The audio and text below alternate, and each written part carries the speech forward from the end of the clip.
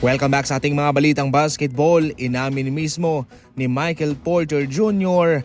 na siya'y binalaan patungkol sa kanyang injury sa kanyang balikat. Sinabihan siya na nangangailangan daw ng 4 hanggang 6 na linggong pahinga ang kanyang injury.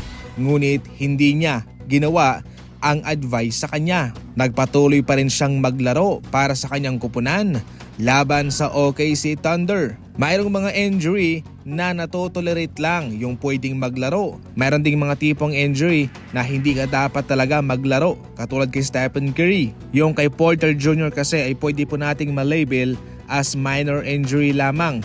Masakit, nasaktan siya, pero kaya pa niyang maglaro.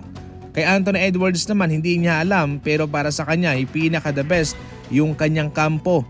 Dahil kung siya ay nagkakaroon ng injury, especially yung ankle injury laban sa Golden State Warriors, ay palagi naman daw nahahanapan ng solusyon ang kanyang injury. And so far, nakakabalik din siya kaagad. Gayunpaman, mayroong rason na dapat talagang magpahinga ang mga manalarong mayroong injury.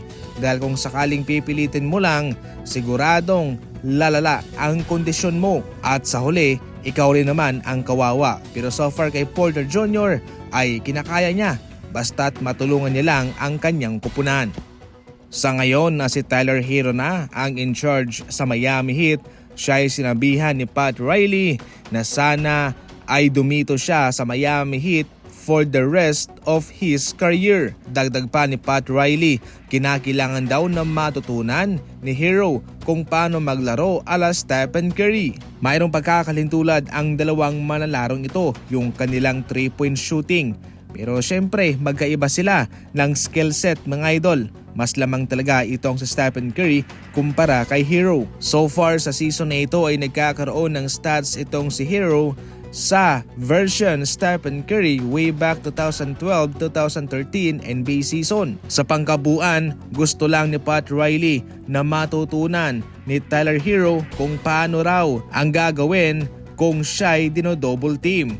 Kaya dapat daw na mag-study siya, manood siya kung anong ginagawa nitong sa Stephen Curry. Ilagay nyo lang ang cellphone number ninyo at yung promo code.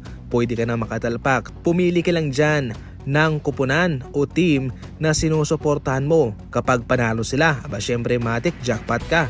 Pwede ka nang makapag-cash out. Ang link ay nasa comment section lang. Sa ating huling balita naman, panalo na ang Boston Celtics. Kanilang tinalo ang Knicks mga idol sa score na 115-93. Wala nang nag-choke, wala nang nahabol pa. Nagpaula ng 3-pointer itong Boston Celtics sa Knicks, umabot ng 20 ang kanilang naipasok. Yung kanilang attempt ay nasa 40 samantalang ang Knicks 25 lamang. Malaking kakulangan to para sa Knicks mga idol itong kanilang pagdepensa. Hinahayaan lamang nila na maraming ginagawang attempt itong Boston Celtics sa 3-point line. Alam nilang delikado rin kapag pumuputok. Maganda naman ang kontribusyon ng first 5 nitong New York Knicks maliban na lang kay Anunoby. 2 points lamang siya sa loob ng 31 minutes at galing sa bangko. Wala nang masyadong nakakaambag sa Knicks mga idol. Para sa Boston naman, although hindi naging masyadong kalakihan ang kanilang puntos, pero so far double digit ang kanilang naibigay. Para sa kanilang bangko, walang problema itong si Pritchard ang nag-step up sa loob ng 35 minutes. Meron siyang 23 points and 5 3-pointer. Sa ngayon, lamang pa rin ang Knicks sa kanilang serye, pero humahabol na itong Boston.